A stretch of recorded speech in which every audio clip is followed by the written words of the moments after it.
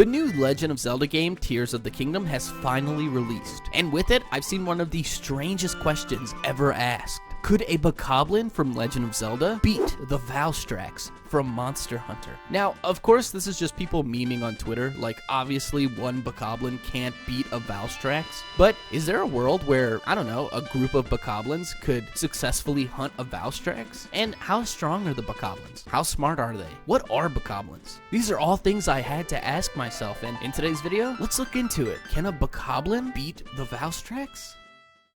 Being categorized as an Elder Dragon, the Valstrax is quite strong even for the Monster Hunter franchise. Valstrax flies at high speeds, taking in air through its chest vent and combining it with the dragon element. Valstrax can use its wings like blades, swinging and slashing at its enemies. It also uses its wings like cannons, shooting dragon element infused projectiles. It also has this really strong attack where it flies super high into the air and then targets its enemy, slamming back down to the ground, causing a giant AoE effect. The Valstrax is a master of flight. It mostly lives in high altitudes, only coming down to hunt prey. The Valstrax, like most monsters in the Monster Hunter franchise, can become enraged. While in this enraged state, many of its attacks with its wings will inflict Dragon Blight, due to the excessive amount of exhaust being vented through its wings. The Valstrax isn't invincible, however, being weak to fire, water, thunder, and ice element equally. Also, when enraged, the glowing parts of the Valstrax's body become softer and easier to damage, making the Valstrax more vulnerable to attack when enraged. This includes elemental damage. The Valstrax seems to have an answer for this in the form of Dragon Blight. Valstrax is the epitome of crowd control, wide slashes, projectiles, giant AoEs. This is quite a formidable monster. How does it stack up against the Bokoblins? Alright, the Bokoblins. Now, I want to be as charitable as possible to the Bokoblins for this next part, and if it seems like I'm gassing them up a little bit, I kinda am, but in my mind, the gas doesn't come without merit. Although Bokoblins seem to be just cannon fodder level enemies, and to be fair, most of them are, Bokoblins differ in durability. For example, in Breath of the Wild, the standard red Bokoblin is probably the weakest of the bunch. However, there are blue Bokoblins, brown, silver, and even gold Bokoblins, with each being more durable and stronger than the last. This concept is seen in every appearance the Bokoblin makes in the Zelda franchise, with some variants of Bokoblins even boasting higher levels of intelligence, such as blue Bokoblins in The Legend of Zelda Wind Waker have the ability to man searchlights in the Forsaken Fortress, demonstrating some sort of understanding of machinery. And there are even these Technoblins, something like that, in The Legend of Zelda Skyward Sword, who are seen using advanced forms of technology. Bokoblins are intelligent enough to form relationships with other monsters and even have a form of religion, worshipping the Demon King Demise. Not only that, but they practice a form of hierarchy, looking to monsters like Lizalfos and Moblins for leadership. In The Wind Waker, Bokoblins even take the role of thieves and pirates. This is a lot more capable than I first imagined a Bokoblin could be. Bokoblins are seen living in nomadic tribes. They create fortresses and other like makeshift tree houses, things like that. Bokoblins are also quite proficient in an assortment of different weapons, like swords, spears, and bows. They're also not a stranger to the concept of hunting. In Breath of the Wild, Bokoblins can be seen hunting prey on horseback. They seem to be ambush hunters. Let's be extremely clear.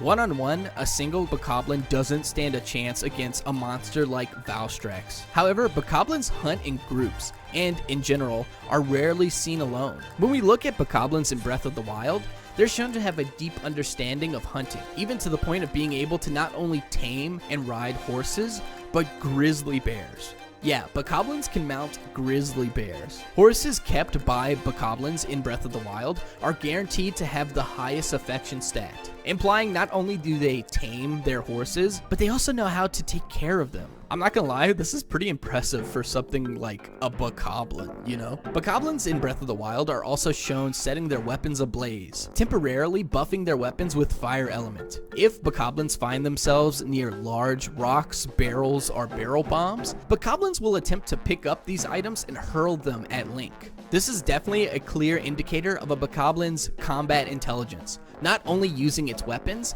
but the environment to attack its enemy. The Technoblins, seen in Skyward Sword, like we mentioned earlier, even use electrified baton-style weapons. This also gives Bokoblins potential access to not only fire element, but also thunder element. And I mean, that's if we assume these elements work similar to the Monster Hunter franchise. For argument's sake and this video, let's just assume they do. Bokoblins are also seen wearing different styles of armor throughout the Zelda franchise, including the Technoblins, who are seen wearing some sort of high-tech metal armor. When it comes to other defensive capabilities, Bokoblins from the game Hyrule Warriors are equipped with what looks like great shields. Although this is an extra layer of defense, it still doesn't make up for Bokoblin's very poor choice in armor. For the most part, Bokoblins only wear an assortment of animal hides, bones, and helmets. Even the high-tech Technoblins, dude, I'll never be able to say this word, with their advanced armor, only really cover part of the body, leaving the Bokoblins exposed and vulnerable to attack. It's just, there's so much more Bokoblins have to offer than I first imagined. But even with all of this, how do they stack against something like a Valstrax? Okay, at this point, I hope that I've laid out the capabilities of both Bokoblins and Valstrax to the point that you know what they can and can't do and what they have access to and everything like that, right? So my thoughts on the fight itself. Bokoblins versus Valstrax. And I'll just be honest, 9 times out of 10, Valstrax is taking the win. No shot. Like, Bokoblins don't stand a chance a lot of the times, right? Like, for example, Bokoblins, one of their strengths is in numbers. But if you look at the Zelda franchise, what's the max amount of Bokoblins you see at one time? And this is not including Hyrule Warriors, because that's its own game, that's its own thing, you know what I mean? But in the mainline Zelda franchise, I think it's like Breath of the Wild, but you'll see like 10 or 11 Bokoblins all at one time. 10 or 11 Bokoblins versus Valstrax? I don't see it happening, dude. I mean, I'm not saying they don't get a hit in, you know, I'm not saying they don't do damage, but like max 11 Bokoblins versus 1 Valstrax. I don't see it happening.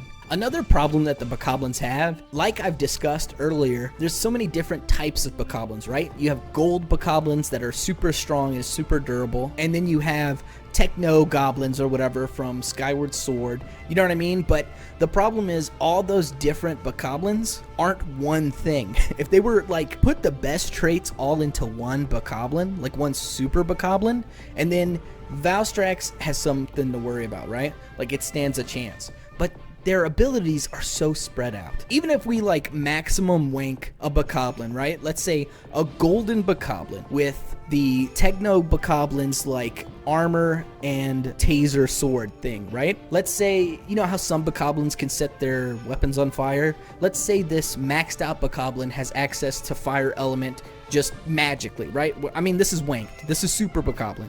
It has access to fire element on the spot. It has thunder element with its like super electric weapon. It's a golden Bokoblin, so max durability, max strength. One of these just not taking out Valstrax. Now 11 of those super Bokoblins, Valstrax has something to worry about. But the problem is you don't see that. That Bokoblin's not real. This is a maxed out fictional wanked Bokoblin. Like it's just not happening. And it's not really the Bokoblin's fault. I mean, look, if we were talking about a Puke, a Rathian, or even a Rathalos, listen, 11 really strong golden Bokoblins, I think there's a argument to be had. I don't know, Puke looks like it's going down. You know, Rathalos might take an L, but we're talking about Valstrax here, dude. Valstrax is like the master of crowd control. You have the long sweeping attacks with its arms, it has projectiles, it has a super Kamehameha laser beam, it can fly in the air, it can hover in the air. I mean, it just has access to so much it can do to these little Bokoblins. And like, you know, it just, I don't know, it's just crazy to think that a group of average Bokoblins could take on this dude.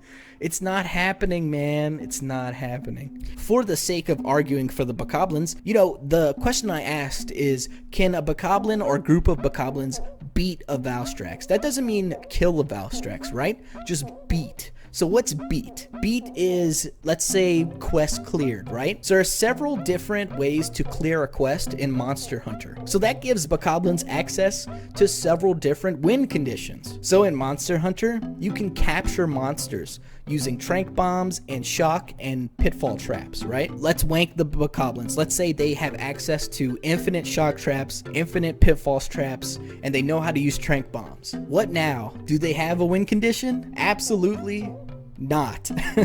Because Valstrax is an elder dragon. Again, it's not that the Bokoblins are, you know, don't have something to offer. It's that their enemy is a Valstrax. If you didn't know, elder dragons can't be captured in the Monster Hunter franchise. So like pitfall traps and shock traps don't work. That's the only way to capture a monster, is to use those items. So already another win condition gone, right? The Bokoblins can't kill it. The Bokoblins can't trap it.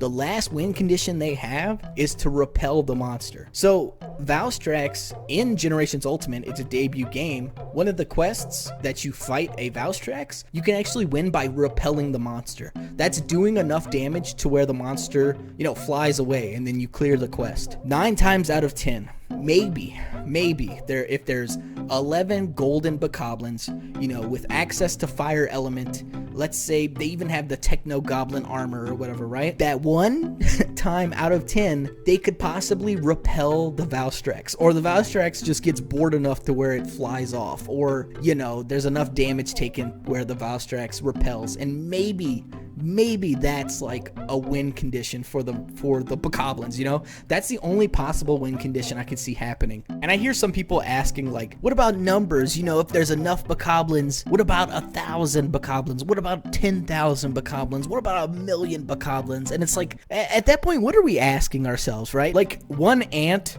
versus an elephant? No shot. An elephant, you know, stomps on an ant all day, every day of the week. Like, one ant isn't killing an elephant. You know, 10,000 ants, there's a fight right there. You know, I want to pay to see that fight.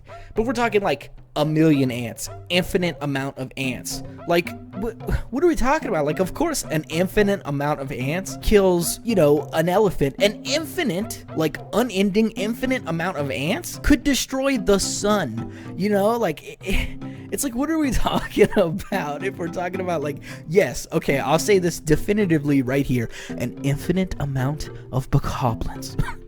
10 billion Bokoblins. 100 billion trillion kajillion Bokoblins is beating a Valstrax. But again, like, at that point, what are we talking about, you know? I'm done thinking about Bokoblins, though. So let me know what you think in the comments below. Does Bob the Bokoblin, you know, take the win? Is this a terrible opinion? Am I taking the L on this video? Are Bokoblins super powerful almighty gods and Valstrax doesn't stand a chance? Let me know in the comments below. This is my thoughts on the whole thing. And like if you liked, dislike if you didn't. Leave a comment. Again, yeah, let me know what you think. This one was wild. And see you next week. Okay, goodbye.